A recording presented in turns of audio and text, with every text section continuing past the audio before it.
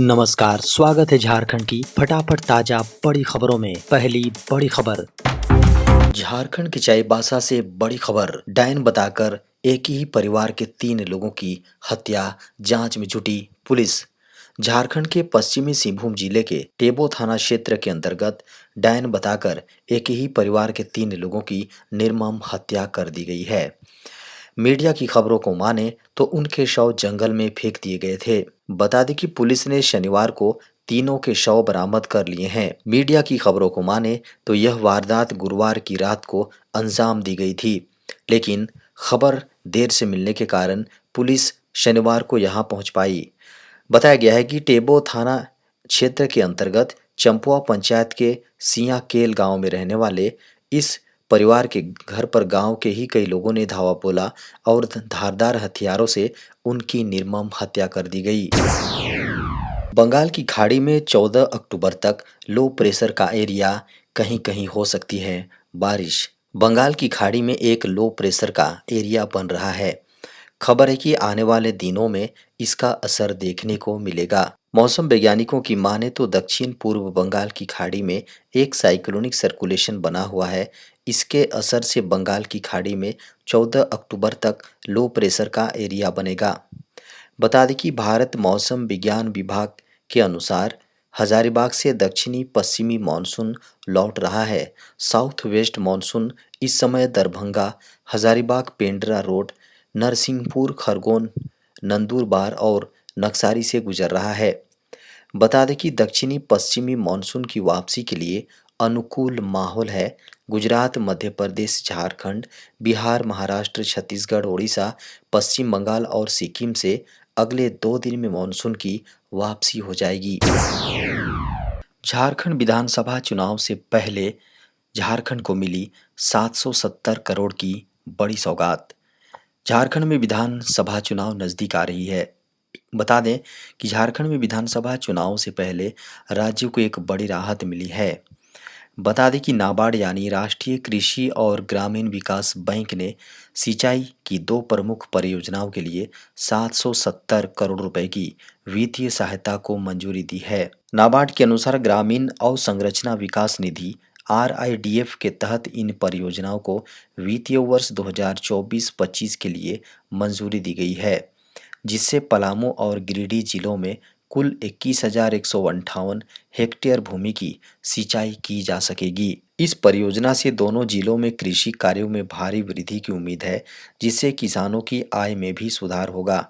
इसके साथ ही झारखंड को RIDF के तहत इस वित्तीय वर्ष में अब तक कुल 1,017 करोड़ रुपए की सहायता मिल चुकी है। महेंद्र सिंह धोनी के हेयर स्टाइल ने सोशल मीडिया पर मचाया धमाल।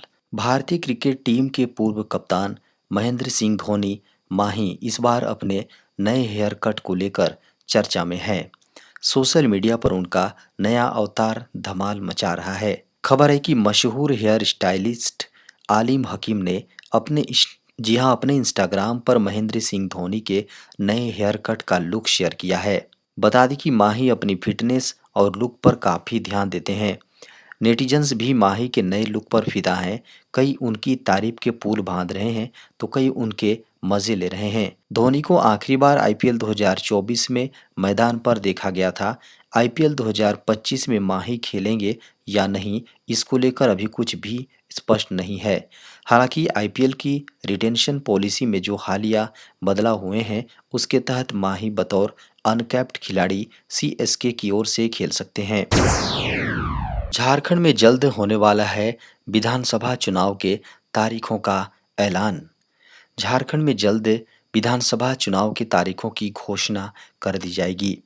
मीडिया की खबरों को माने तो चुनाव आयोग एक सप्ताह में महाराष्ट्र और झारखंड के विधानसभा चुनाव की घोषणा कर सकती है। बता दें कि झारखंड में चुनाव की तैयारियों को लेकर आयोग को रिपोर्ट की जा चुकी है। खबर है कि अब चुनाव के तिथियों का ऐलान होना बाकी है। बता दें कि खबर यह भी है कि झारखंड का कोई भी स्थानीय नागरिक जो वोटर लिस्ट में अपना नाम देखना चाहते हैं, वो अब उन्हें दफ्तर का चक्कर नहीं काटना पड़ेगा। अब वे घर बैठे ही अपना नाम वोटर लिस्ट में है या नहीं, ये देख सकते हैं। 8वीं 10वीं पास युवाओं के लिए सभी राज्यों में भर्ती। देश में सेवा करने का सपना देखने वाले युवाओं के लिए सुनहरा मौका है। जल्द ही भारतीय सेना में विभिन्न पदों के लिए भर्ती होने का मौका मिलने वाला है। आप क्लर्क, ट्रेडमैन या जनरल ड्यूटी जैसे पदों के लिए आवेदन कर सकते हैं। अगर आप सेना में शामिल होना चाहते हैं तो यह आपके लिए बहुत बड़ा मौका है। भारतीय सेना में भर्ती होने के लिए रैली का आयोजन किया जाएगा जो 12 नवंबर 2024 से शुरू होने वाली है। यह रैली देश के राज्यवार आयोजित की जाएगी जहां उम्मीदवारों को अपनी योग्यता के आधार पर चयनित किया जाएगा।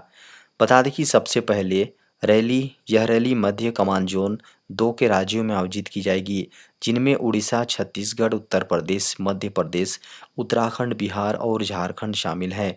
बता दें कि अगर आप इन राज्यों से आते हैं और इस भर्ती में हिस्सा लेना चाहते हैं तो यह सुनहरा मौका आपके सामने है। देश में दागी और भ्रष्ट अधिकारी किए जाएंगे रिटायर, पीएम मोदी ने दिए कार्रवाई के निर्देश। मोदी सरकार अपने तीसरे कार्यकाल में भ्रष्ट और आलसी अधिकारियों कर्मचारियों की पहचान कर उन्हें जबरन रिटायर करने की तैयारी कर रही है। प्रधानमंत्री नरेंद्र मोदी ने मंत्रियों और सचिवों को निर्देश दिया है कि वे मंत्रियों के कामकाज में पारदर्शिता सुनिश्चित करने के लिए मिशन मोड में काम करें। बता दें कि यह निर्देश मंत्री परिषद की बैठक में दिया गया जहां पीएम मोदी ने भ्रष्टाचार के खिलाफ अभियान तेज करने पर जोर दिया। प्रधानमंत्री मोदी ने केंद्रीय सिविल सेवा नियमों का हवाला देते हुए केंद्रीय सचिवों को कर्मचारियों का मूल्यांकन करने और उनके खिलाफ शिकायत करने का निर्देश दिया है। भारत की स्थिति में सुधार, भूखमरी के मामले में अब 105वें नंबर पर। भारत इस साल ग्लोबल हंगर इंडेक्स यानी जीएचआई 2024 की सूची में 127 देशों में 105वें नंबर पर है। यहाँ भूखमरी की स्थिति में थोड़ा सुधार होने से यह रैंकिंग थोड़ी बेहतर हुई है। पिछले साल भारत 125 देशों में 111वें स्थान पर था और 2022 में 121 देशों में से 107वें स्थान पर था। हालांकि हंगर इंडेक्स का स्कोर अभी भी 27.3 है जो गंभीर बना हुआ है। बता दें कि जिन देशों का ग्लोबल हंगर इंडेक्स स्कोर कम होता है उनकी रैंकिंग भी कम होती है, यानी वहाँ के लोग भूखमरी के कम शिकार होते हैं। इस लिस्ट को हर साल कंसर्न वर्ल्ड वाइड और वर्ल्ड हंगर हेल्प जर्मनी में हंगर हेल्प नामक यूरोपियन एनजीओ तैयार करते हैं। जीएचआई एक इंटरनेशनल रिपोर्ट है जिसे हर साल कंसर्न वर्ल्ड वाइड और वर्ल्ड हंगर हेल्प नामक यूरोपियन एनजीओ तैयार करते हैं। यह रिपोर्ट दुनिया भर के देशों में लोगों की भूख को मापने और ट्रैक करने का काम करती है। जीएचआई की गणना 3 डायमेंशन के 4 पैमानों पर की जाती है। अब आयुष्मान कार्ड से 15 लाख तक की फ्री होगा इलाज, बड़े बदलाव की तैयारी।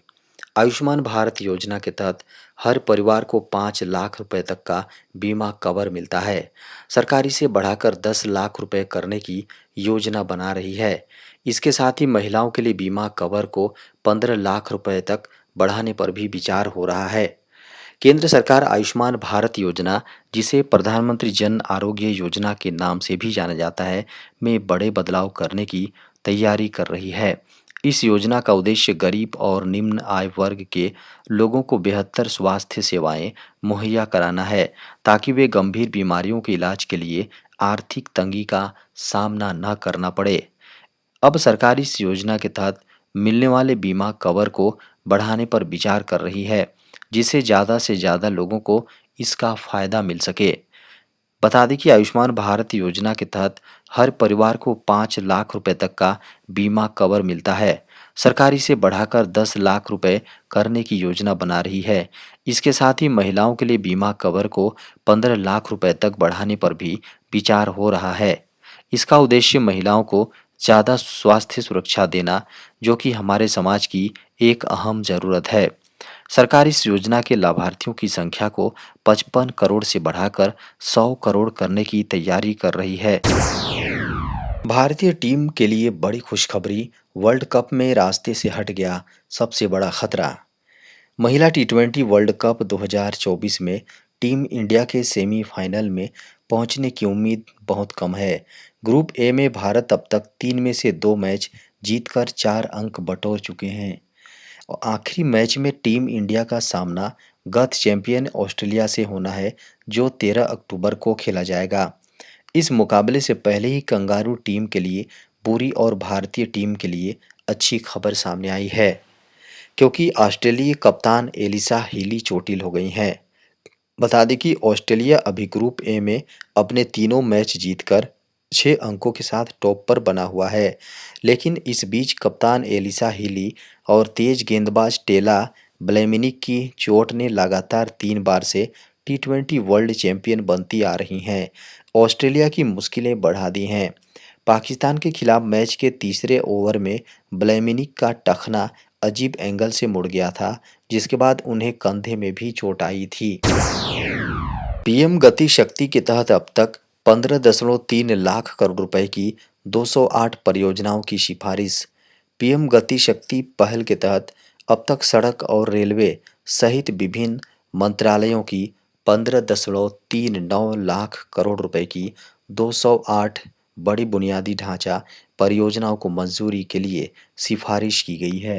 खबर है कि इन परियोजनाओं की अनुशंसा 13 अक्टूबर 2021 को शुरू की गई पीएम गति शक्ति पहल के तहत गठित नेटवर्क प्लानिंग ग्रुप एनपीजी द्वारा की गई थी। बता दें कि अंतर मंत्रालयीय एनपीजी हर पखवाड़े बैठक करता है और बहुविधता प्रयासों के समन्वय और परियोजना स्थल के आसपास व्यापक विकास सुनिश्चित करने के लिए